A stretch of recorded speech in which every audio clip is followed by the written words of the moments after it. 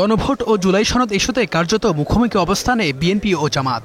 BNP বলছে সংসদ নির্বাচনের আগে গণভোট হতে দেয়া হবে না, অন্যদিকে জামাত বলছে নির্বাচনের আগে গণভোট দিতেই হবে। 270 দিন ঐকমত্য কমিশনের আলোচনার পরও একমত হতে পারেনি রাজনৈতিক দলগুলো, আর এ অনৈক্যের কারণে তৈরি হয়েছে রাজনৈতিক সংকট। বাস্তবায়নের প্রক্রিয়ায় এত আলোচনার পরেও সমাধান না পেয়ে রাজনৈতিক দলগুলোকে সমঝোতা করতে গত রোববার 7 দিনের আলটিমেটাম দিয়েছে অন্তর্বর্তী সরকার। কিন্তু এই সময়েও দলগুলোর মধ্যে ঐকমত্যের কোনো আভাস পাওয়া যায়নি। উল্টো বিএনপি ও জামাতের কেন্দ্রীয় নেতারা দিচ্ছেন পাল্টাপাল্টি বক্তব্য।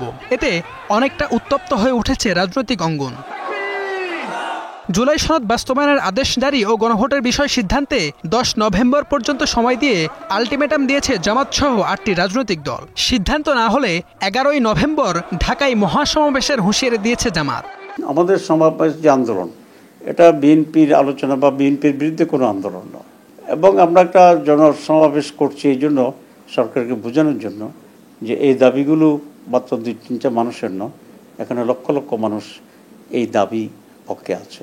তো সরকারের দায়িত্ব হচ্ছে মানুষের দাবি পূরণ বা মানুষের সেন্টিমেন্ট বোঝা, ওটাকে রিফ্লেক্ট করার জন্যই আমরা এখানে সমাবেশ করতেছি, যে আমরা কয়েকজনই চাই না, লক্ষ লক্ষ দেশের মানুষ এটা চায়। যদি আমাদের এই কর্মসূচিতে সরকার সাড়া না দেয় তাহলে আমরা কঠোর কর্মসূচিতে বাধ্য হব। এই কর্মসূচির সর্বশেষ তারিখটা হচ্ছে এখন 11 তারিখ। আমরা আশা করছি যে সরকারের মধ্যেই এই দাবি মেনে নেবেন এবং প্রয়োজনীয় পদক্ষেপ গ্রহণ করবেন। 13ই নভেম্বর ঢাকা লকডাউনের ঘোষণা দিয়েছে কার্যক্রম নিষিদ্ধ দল আওয়ামী লীগ। অনৈক্যের মাধ্যমে যারা আওয়ামী লীগকে ফেরাতে চায় তাদেরকেই এর দায় নিতে হবে বলে মন্তব্য করেন জামাতের এই নেতা। সেই দায়ভারটা সবাইকে নিতে হবে। কেন? যারা আসলে দায়ী হবে, মানুষ তো বুদ্ধিমান, মানুষ বিবেক আছে মানুষের, যারা দায়ী হবে তারা এই দায়ভার নেবে। যে দায়ী নয় সে কেন নেবে? এখন কে দায় এই বিচার বিশ্লেষণ করা তার ডিফিকাল্ট হইতে পারে। এদিকে আওয়ামী লীগ কোনো অপতৎপরতা চালালে কোনো ছাড় দেয়া হবে না বলে হুঁশিয়ারি করেন জামাতের সহকারী সেক্রেটারি জেনারেল। বলেন, দেশবাসীকে সাথে নিয়ে কঠোরভাবে প্রতিহত করা হবে।